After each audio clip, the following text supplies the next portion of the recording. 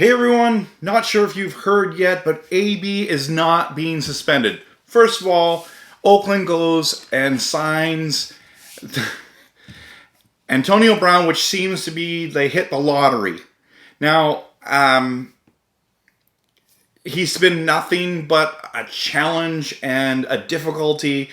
And here we are. You've got these prima donna wide receivers in the NFL. We've had the Terrell Owens and the Chad Johnsons of the world and Mike Irvin and all these guys that are larger than life personalities and very talented wide receivers. And I get that. But at the end of the day, this is insane what's going on. And I know that you actually did hire him and did bring him on, and you're hoping for production on the field. The problem is the off-field antics are unbelievable. I'm at my wit's end. So first of all, you got the foot issue, froze his feet, had issues that way.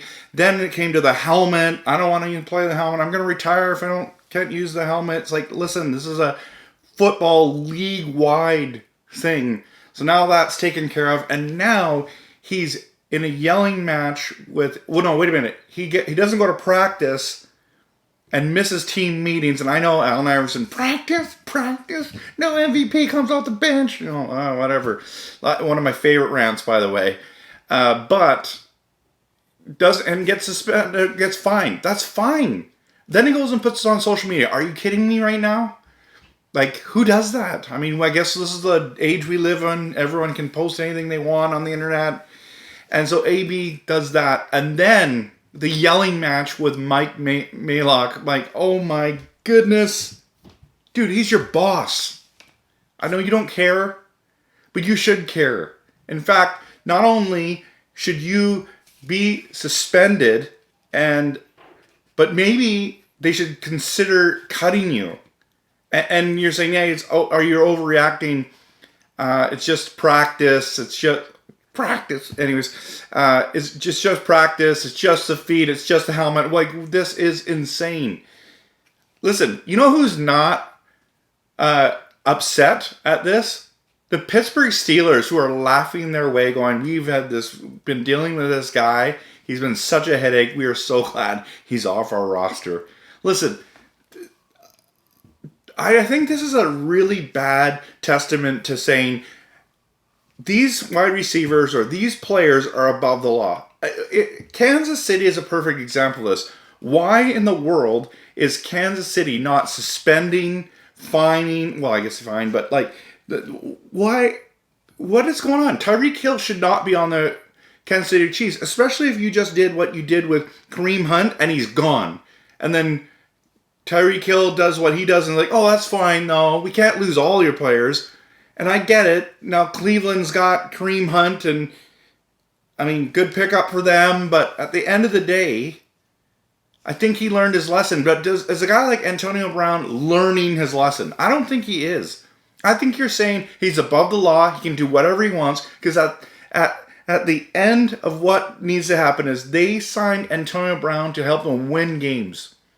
So Gruden, Maylock, all these guys are on the hot seat. They need to produce. So Monday night they play a nationally televised game against the rival Broncos, and guess what? They need AB in the lineup. So they need him in the lineup more than they need to teach him a lesson. And that's where it comes down to. Now, granted, I know people are going to watch the game now. The drama increases ratings, gets people like myself and other fantasy and football experts talking about their team and Antonio Brown, and everyone wants to see him play, and some people want to watch just to see him lose or fail.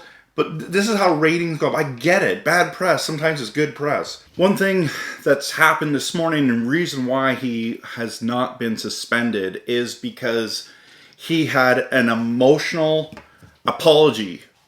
So supposedly during a team meeting, he showed up. He hadn't been suspended yet. He goes to this team meeting and he apologizes with the team captain standing beside him, and just apologizes to the team. Listen to me. He deserves to have to make an apology. Like, he should That's in the best interest of your team and yourself. Listen, if I was going to get cut and lose $30 million, you better believe I'd be having an emotional apology. He needs to apologize to GM Mayock. He needs to apologize to his team. He should be apologizing to the fans. Listen, you have a divisional game Monday night, and you're causing all this extra drama. You should be focusing on the Denver Broncos. Meanwhile, we're babysitting an adult, and I know that that's harsh terms, but this is exactly what's going on. We're babysitting an adult, and now we're like, oh, he's being the better man. Listen, if you don't apologize, you could be cut and lose $13 million. 30. Not a few, 30. And we know that that's not going to go well for his family. That's not going to go well for his agent. There's a lot of pressure to have an apology. I'm glad it was emotional. I'm glad, and I really hope it was sincere. But if I'm Antonio Brown's on Antonio Brown's team, I'm expecting him not to have any more issues the entire year. So, if the Oakland Raiders decide to cut him, I don't actually have a problem with it. It's a headache, and he needs to really be careful what he does here. But in my opinion, you should have suspended him for a game. You're telling people on your team that you can do whatever you want, and you don't have to, as long as you're the best player or one of the best players. I disagree with that. What do you guys think? Please post in the comments what you think. I'd also appreciate if you like, comment, and subscribe. And just as just a disclaimer, I could be wrong, but I highly doubt it.